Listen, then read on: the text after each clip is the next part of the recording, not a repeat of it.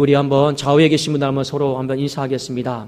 당신은 복된 사람입니다. 당신은 복된 사람입니다. 네. 왜 우리는 복된 사람이냐?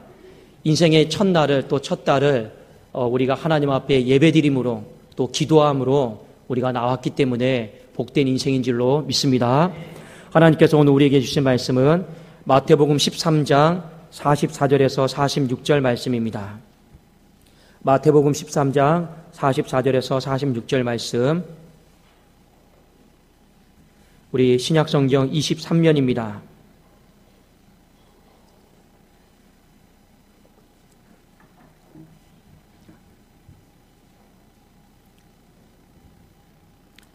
우리 세 구절인데 같이 한번 우리 읽도록 하겠습니다. 시작.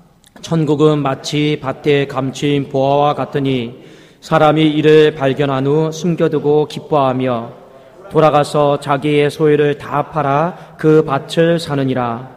또 천국은 마치 좋은 진주를 구하는 장사와 같으니 극히 값진 진주 하나를 발견하며 가서 자기의 소유를 다 팔아 그 진주를 사느니라. 아멘.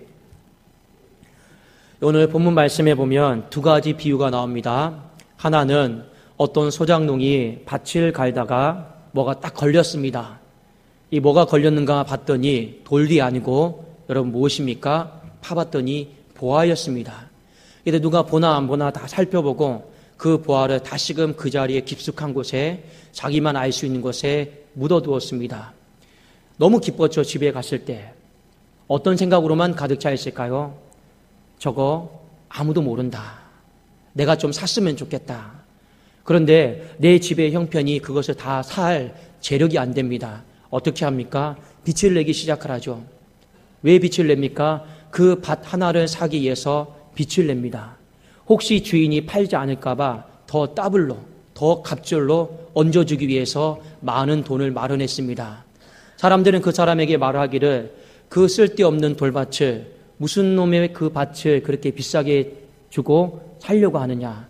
왜 이렇게 돈을 많이 마련하느냐? 너희들은 몰라도 돼. 내 안에는 기쁨이 있어. 하고 그 밭을 샀습니다. 또 하나 비유해 보면 천국은 마치 좋은 진주를 구하는 장사와 같다라고 하였습니다. 어떤 사람이 값진 진주 하나를 여행 중에 발견하게 되었습니다. 어떻게 합니까? 그것을 발견하고 그것을 소유를 또 다 팔아서 그 진주를 샀더라라고 성경은 우리에게 가르쳐주고 있습니다. 여러분, 오늘 본문 말씀에 보면 중요한 두 가지 단어가 있어요. 이 밭에 대한 비유에서도 진주에 대한 비유에서도 제일 중요한 단어가 여러분 무엇이냐면, 여러분 성경을 다시 한번 보기를 원합니다. 44절에 보면 이런 말이 있죠. 자기의 소유를 뭐 해서요? 다 팔아. 다 팔아. 그 밭을 샀다. 그 밭을 산 게 중요한 게 아니고 중요한 건 뭐냐? 자기의 소유를 다 팔았다라는 거예요. 그 밑에 보면 그 46절에 보니까 진주를 산 것보다 더 중요한 건 뭐냐면 자기의 소유를 다 팔았다라고 하는 뜻입니다. 여러분, 이 본문은 우리가 많은 사람들이 설교를 할 때 우리가 어떤 가치 있는 것을 얻기 위해서 내 모든 것을 다 판다. 우리 많은 설교를 하고 있습니다. 맞습니다. 그런데 여기 말씀에 보면 자기의 소유를 다 팔았다. 이 팔았다라고 하는 말이 어떤 뜻이냐면 헬라어로 보면 헌신이다라고 하는 뜻입니다. 헌신. 이걸 한번 따라해 볼까요? 헌신. 자, 그러니까 이렇게 쉽게 설명하면 이런 겁니다. 자기의 소유를 다 헌신해서 그 밭을 샀다. 자기의 소유를 다 헌신해서 그 진주를 샀다라고 하는 그런 말씀입니다. 그래서 여기 다 팔았다라고 하는 것은 어떤 의미냐? 헌신이다라고 하는 바로 끝입니다. 어떤 헌신이냐? 자기의 모든 것을 다 아낌없이 드린 헌신을 이야기를 하고 있습니다. 오늘 본문의 말씀은 어떤 의미냐? 하나님의 나라는 이렇다 저렇다 예수님이 말씀을 하셨죠. 그러니까 하나님의 나라는 헌신으로 이루어진다라고 하는 것입니다. 여기에서 말하는 하나님의 나라는 우리가 죽어서 가는 천국을 말하는 것이 아니고 이 땅에서 말하는 하나님의 나라입니다.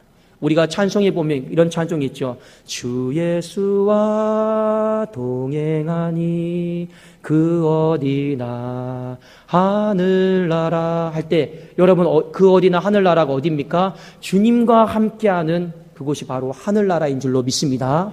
그런데 하나님은 이 땅 가운데 하늘나라의 그림자를 씌워주셨습니다. 그 그림자가 무엇이냐? 바로 예수 그리스도의 몸을 이 피와 같은 교회인 줄로 믿습니다. 그러니까 하나님의 나라는, 교회는 무엇으로 이루어져야 되냐? 바로 헌신으로 이루어져야 된다 하는 것을 오늘 그 밭을 사는 비유를 통해서, 그 진주를 사는 비유를 통해서 우리에게 말씀을 하고 있다라고 하는 것입니다. 제가 방금 판다라고 하는 것은 헌신이다라고 하는 의미라고 했어요. 성경에 보면 이와 비슷한 구절들이 많이 나오는데 우리 한번 누가복음 14장 33절을 한번 같이 보기를 원합니다. 여러분 한번 성경 찾아보세요. 누가복음 14장 33절입니다.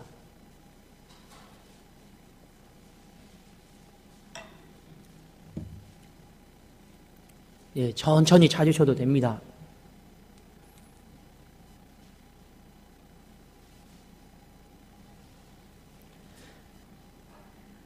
찾으셨습니까? 우리 한번 같이 한번 읽어보겠습니다. 시작.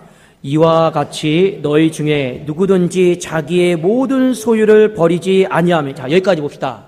나왔죠? 똑같은 구절이에요. 자기의 모든 소유. 그 위에도 우리 밭의 비유, 진주의 비유도 뭡니까? 자기의 모든 소유 나왔지 않아요? 버리지 아니하면, 이 버리다라고 하는 말도 헌신을 말합니다. 우리가 하나님 앞에 헌신하지 못하면 어떤 뜻입니까? 능히 하나님의 제자가 되지 못한다라고 하는 것을 성경은 우리에게 가르쳐주고 있다는 거죠. 여러분, 진실로 주님의 제자가 되기를 원하십니까?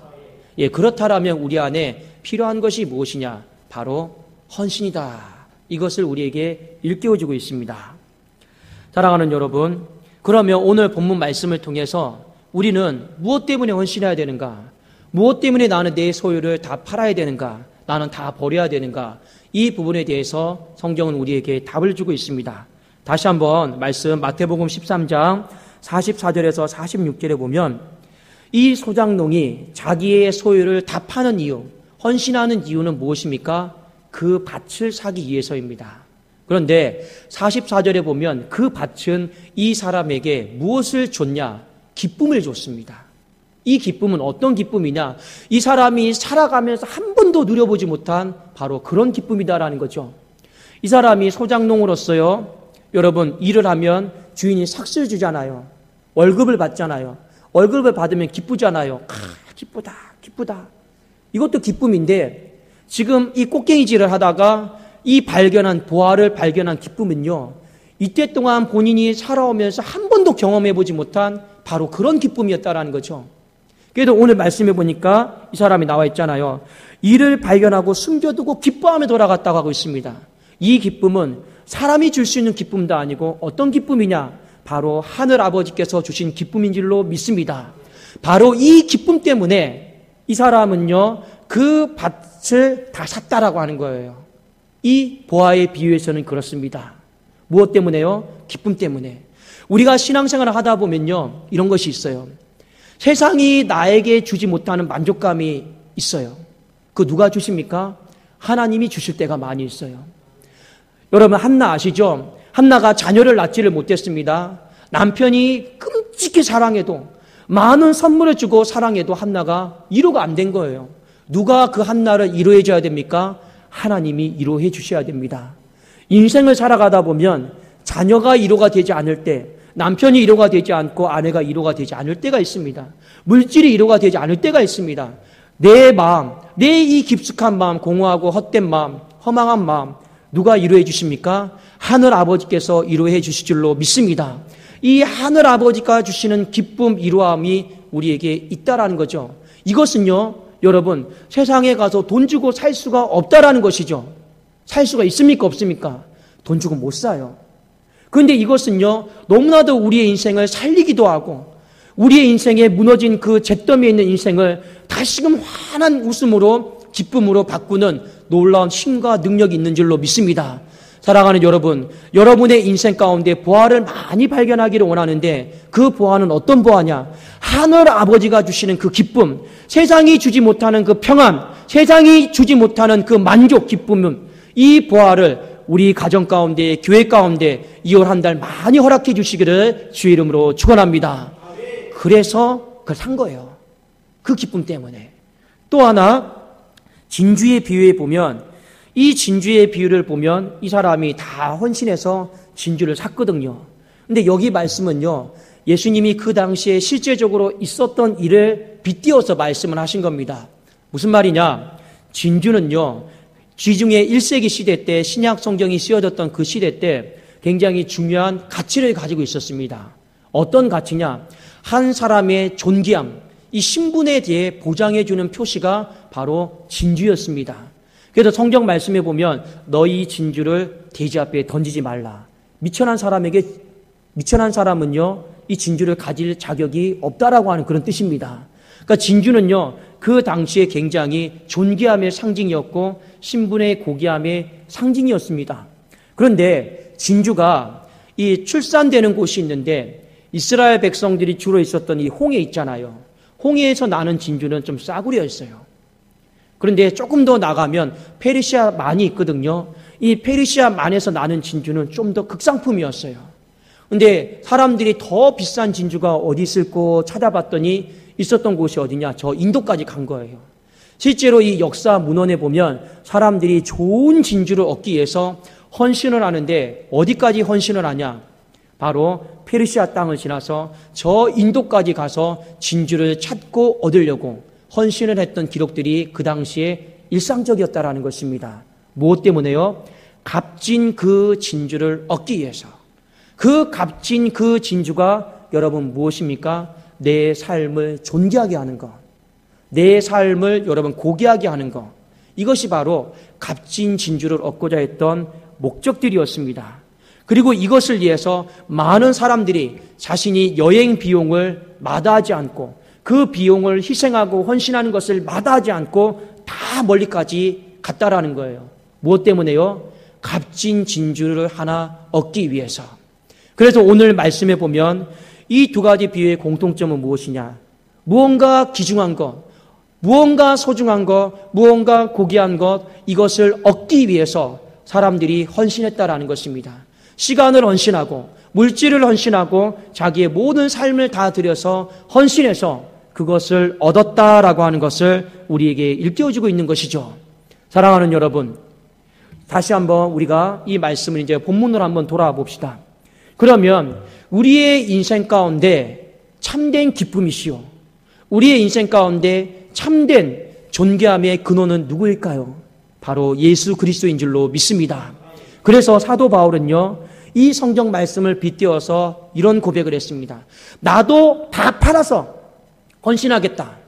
나도 다 팔아서 내 몸 안에 있는 찌꺼기까지 다 팔아서 나 헌신하겠다. 고백했던 그 고백이 바로 빌립보서 3장 7절에서 8절에 있는 말씀입니다. 우리 한번 이 성경 말씀을 같이 한번 찾아보기 원합니다. 요거는 굉장히 중요한 구절이에요. 자, 빌립보서 3장 7절에서 8절입니다. 신약성경 321면입니다.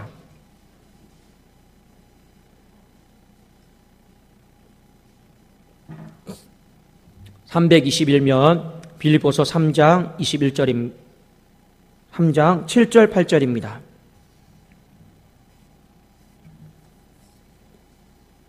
자, 우리 같이 한번 좀 읽어볼까요? 시작. 그러나 무엇이든지 내게 유익하던 것을 내가 그리스도를 위하여 해로 여길 뿐더러 또한 모든 것을 해로 여김은 내 주 예수 그리스도를 아는 지식이 가장 고상하기 때문이라. 내가 그를 위하여 모든 것을 잃어버리고 배설물로 여김은 그리스도를 얻고.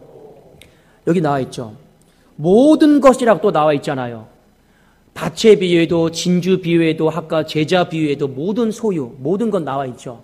여기 보면 모든 것을 잃어버리다라는 말이 헌신이다라고 하는 겁니다.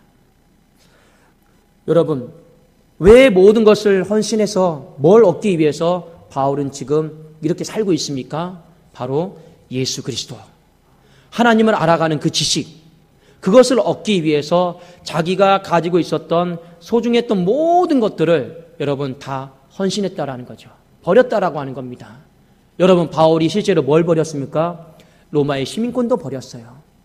로마의 시민으로서 부유하게 살 수 있었지만 그는 그것을 버렸습니다. 당대 최고의 이 학문의 이 권위자가 가말리엘이었습니다. 가말리엘 문화생 수제자라고 하는 타이틀도 다 버렸습니다. 왜냐? 그 수제자라고 하는 타이틀은요, 유대교에 있을 때만이 인정되는 거예요. 기독교로 그리스도교로 바꾸면요, 다 박탈당하는 겁니다. 근데 다 버렸어요. 다 버렸어요. 그의 삶의 시간도 다 버리고 물질도 버리고 심지어 이 바울은 그리스도를 얻기 위해서 성경에 보면 눈에 안질까지 생길 정도로 자기의 시력까지 다 잊어버렸습니다. 그래도 나중에 성경을 쓸 때는요, 자기가 쓸 수가 없어가지고 한 사람을 불러서 대신 쓰라고 했을 정도였습니다. 눈까지 다 버린 사람이에요. 누구를 얻기 위해서요? 바로 그리스도를 얻기 위해서. 근데 사도 바울이요, 그리스도를 얻고자 했던 또 한 가지 중요한 이유가 있었습니다. 여러분, 이 성경 구절을 한번 우리 좀 찾아보기를 원하는데, 고린도 후서 4장 7절입니다. 자, 우리 마지막 우리 한 구절만 더 찾아보겠습니다. 고린도 후서 4장 7절. 그의 삶에 이 보아와 진주와 같은 그리스도가 도대체 어떤 의미였기에 그가 그렇게 얻고자 했을까? 이것이 성경에 곳곳에 나오는데 고린도후서 4장 7절 한번 보겠습니다. 신약성경 289면에 있습니다. 289면.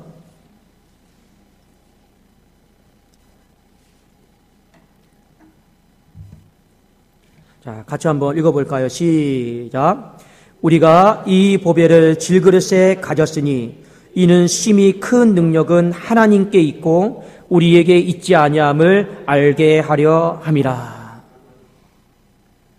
사도 바울은요, 그리스도가 능력이다라고 하는 걸 가장 잘 알았던 사람이에요.